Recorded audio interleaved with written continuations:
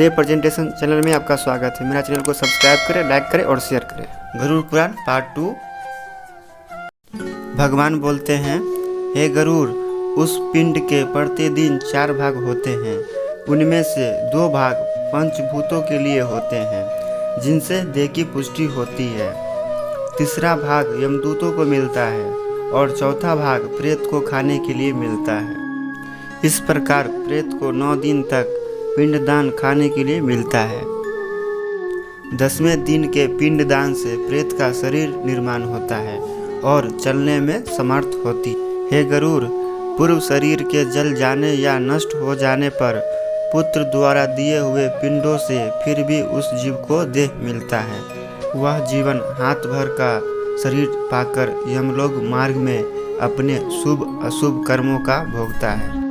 हे गरुड़, अब मैं 10 दिन के दिए पिंड से जिस प्रकार शरीर बनता है उसे कहता हूँ। प्रथम दिन के पिंड से सिर बनता है और दूसरे दिन के पिंड से गर्दन और कंधा और तीसरे दिन के पिंड से हृदय बनता है और चौथे दिन के पिंड से पीठ, 5वें दिन के पिंड से नाभि बनता है और 6ठे दिन के पिंड से कमर, मलद्वार, लिंग और मांस बनता है। 7वें दिन के पिंड से हड्डी और 8वें एवं 9वें दिन के 2 पिंड से जंघा और पैर बनते हैं। 10वें दिन के पिंड से उस देह में सुख, सुधा, इच्छा की उत्पत्ति होती है।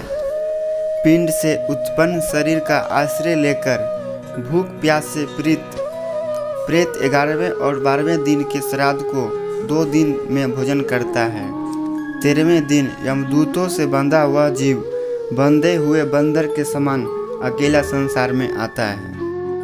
हे गरुड़, वैतरणी मार्ग को छोड़कर केवल यमलोक 86,000 योजन विस्तृत है। अब इस जीवन को प्रतिदिन 24 घंटे 247 योजन यमदूतों के संग निरंतर चलना पड़ता है। चलने वाले इस मार्ग के अंत में 16 ग्राम पड़ते हैं। उनको लांघकर तब धर्मराज के नगर में वह पापी जीव पहुंचता है। उनके नगरों के नाम है सौम्यपुर, सौरीपुर, नगेंद्र भवन, गंधर्व, शैलागम, क्रोच, क्रूरपुर, विचित्र भवन, दुग्ध, नानाक्रुतपुर, सुप्त भवन, रौद्रनगर, परिवर्षण, सीतादय, बहुभूति। उनके आगे है यमपुर। यम के बंधन में बंधा हुआ वह पापी जीव मार्ग में रोता हुआ अपने घर को छोड़कर यमलोक को जाता है। यमलोक को जाने वाली प्राणी अनेक कष्टों का सहन करते हुए प्रीत होते हुए रहते हैं। उसकी पीड़ा का अंत नहीं होता है। वह अपने कर्मों के विषय में चिंतन करते हुए अनेक दुख भोगते हैं। इस पर भी यदि वह दोबारा जन्म प्राप्त करता है तब उसी प्रकार भगवान को भूलकर कर्म करता है। दोस्तों, अब 2 अध्याय में आते हैं। भगवान नारायण से संक्षेप में यमलोक के विषय में सुनकर गरुड़ जी ने कहा, हे भगवान, यमलोक का मार्ग कितना दुखदायी है। यहाँ जीव पाप करने से उसमें कैसे जाता है, आप मुझे बताने की कृपा करें। नारायण भगवान ने कहा, हे गरुड़, यमलोक का मार्ग अत्यंत दुखदायी है। मेरे भक्त होते हुए भी उसे सुनकर तुम कांप जाओगे। उस यमलोक में वृक्ष की छाया नहीं है जहाँ जीव विश्राम ले सके और न तो वहाँ अन्न आदि है जिसे जीव के प्राण का निर्वाण हो सके, न तो वहाँ कहीं जल दिखाई देता है जिसे अति प्यासा प्राणी पी सके।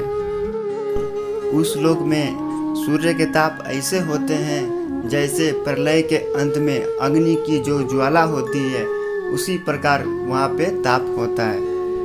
वहाँ ठंडक और हवा से जीव अत्यंत पीड़ित होता है।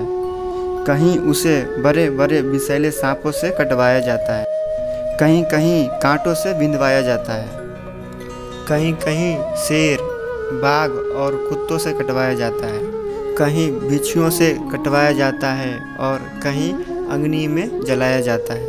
इसके बाद विशाल एक 80 पत्र वन है। इसका विस्तार 2000 योजन का है।